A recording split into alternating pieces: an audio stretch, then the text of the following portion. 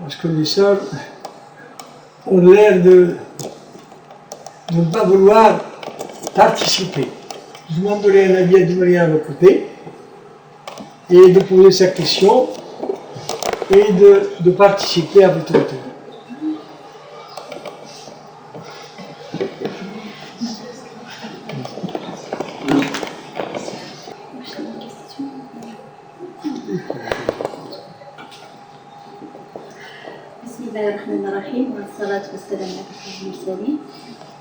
En fait, c'était une question, mais je pense que ça va maintenant être après ce que vous venez de dire dans la deuxième partie de votre intervention. Ça va être des constatations, une sorte de récapitulation, qui j'espère sera bénéfique pour cette réunion, Inch'Allah. Alors, vous avez parlé de Minhaj Nabawi, vous avez parlé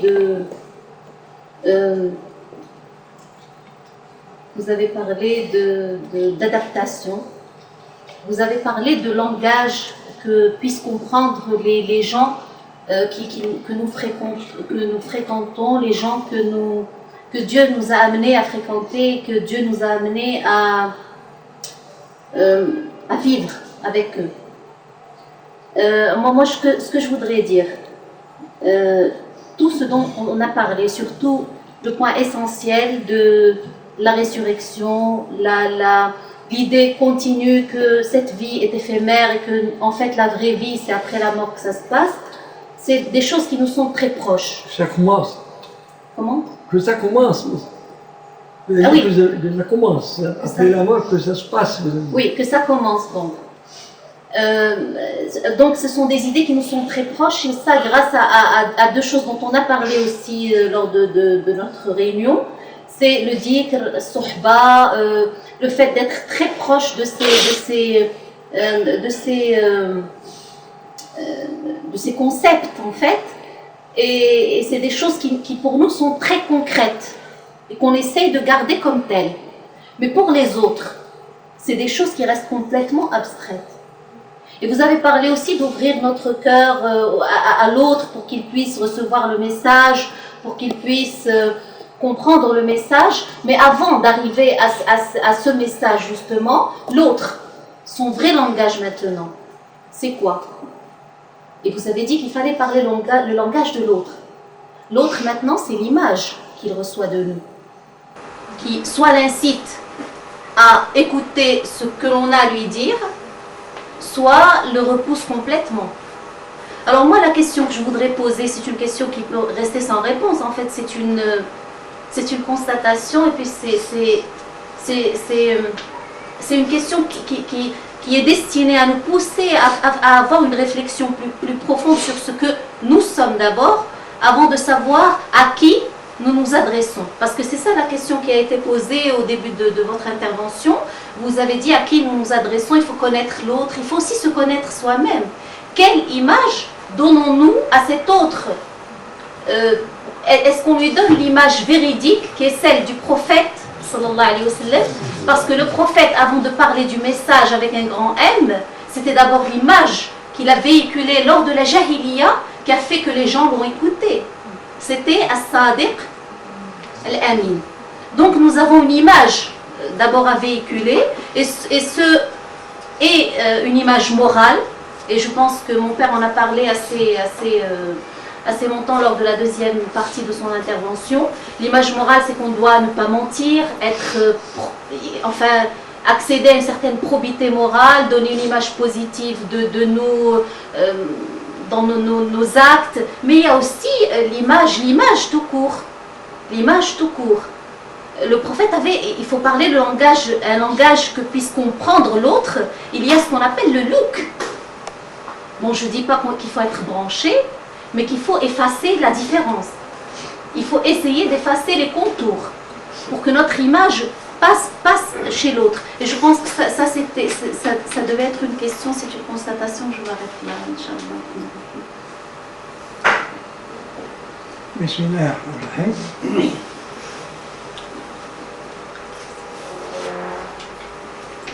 Parlant d'image et de l'image faite à l'islam, qui est une image fabriquée sciemment par les ennemis de l'islam, et les sionistes en particulier, par les médias occidentaux, un musulman, surtout s'il arbore ce qualificatif nouveau, si la femme, la jeune fille, porte le voile, ou l'homme porte bague, il est classé comme un terroriste, un intégriste, extrémiste. L'image surfaite d'un islam au croc acéré qui veut dévorer l'Occident, c'est un très grand handicap. C'est une grande aqaba. Comment changer cette image? On ne peut pas la changer du jour au lendemain. C'est encore une œuvre de longue haleine. Pourquoi? Parce qu'il y a les talibans à côté. Qu'est-ce que c'est que les talibans? Il y a les wahhabites, mais qui comprennent l'islam à leur manière, qui n'est pas la nôtre, qui revendiquent la violence comme un instrument pour changer le monde, ce qui n'est pas notre doctrine.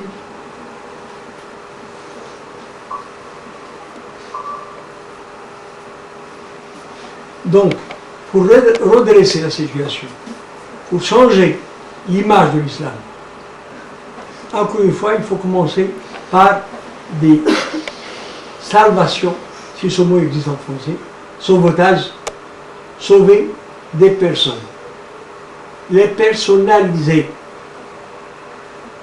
L'individualisme occidental est une philosophie qui dissout l'homme dans la société.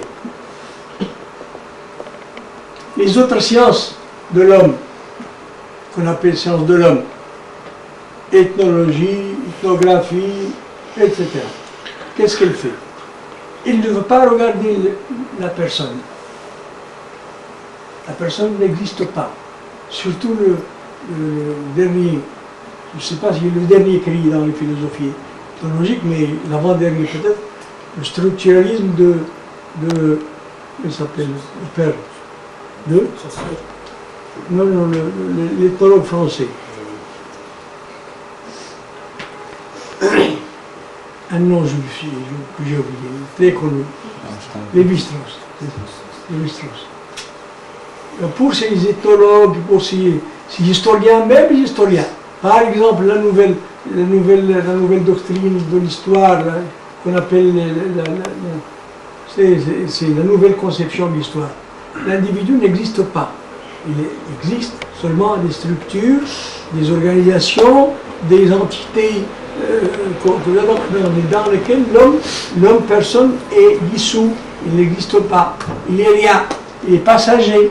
Et le maximum du sens que cet homme, qu'on propose à cet homme, c'est de lui offrir, de lui prédire, de lui faire acheter, de lui vendre l'idée de l'espérance de vie.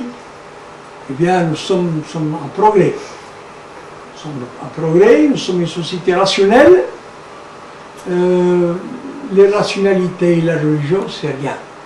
Nous sommes scientifiques, rationnels, scientifiques, et nous avons le progrès. Entre autres, notre progrès, c'est que l'espérance de vie européenne est de temps maintenant de 78, c'est ça, pour les hommes, de 83 ans pour les femmes. Et au Japon, on vit encore plus longtemps. Pour les hommes, c'est 82, 83. Pour les femmes, 87, quelque chose comme ça. Donc, c'est le progrès, c'est le nec plus ultra, comme on dit. Il n'y a plus important que ça. Il n'y a rien. C'est plus important que ça. L'espérance de vie.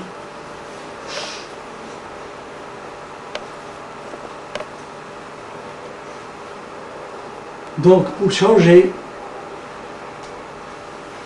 vous, qui êtes africains, ou maghrébins, ou arabes, dont les pays sous-développés poussent des cris d'alarme partout, dont l'économie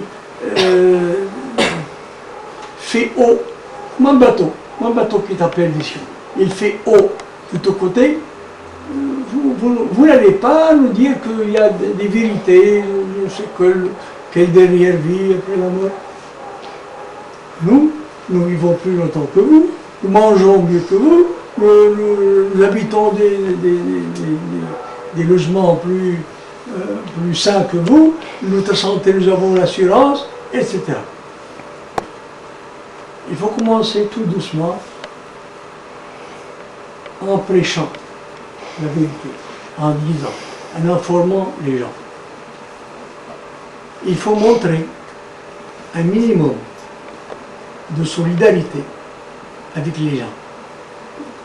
La plus grande solidarité que nécessite votre situation en Europe, c'est d'être humain avec les perdus, avec les drogués, avec les filles perdues, avec les gens qui sont aux abois dans leur vie matérielle, dans leur vie morale. Il faut être charitable. Il faut ouvrir vos bras. Les gens manquent de solidarité. Il faut être convivial. Et c'est un mot merveilleux, la convivialité. Si nous lui rattachons, si nous l'interprétons sous la lumière de la sohba, convivre avec. Convivialité, ça veut dire vivre avec. Or, vos réunions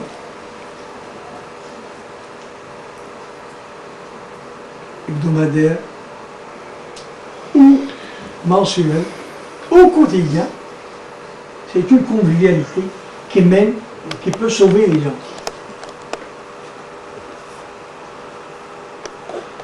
Je reviens au début de la question. Changer l'image qu'on nous fait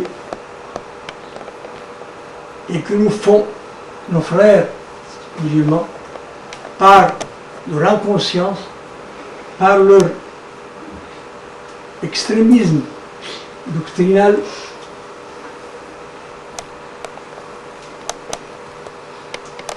C'est une œuvre digne de quelqu'un qui veut valoir auprès de Dieu.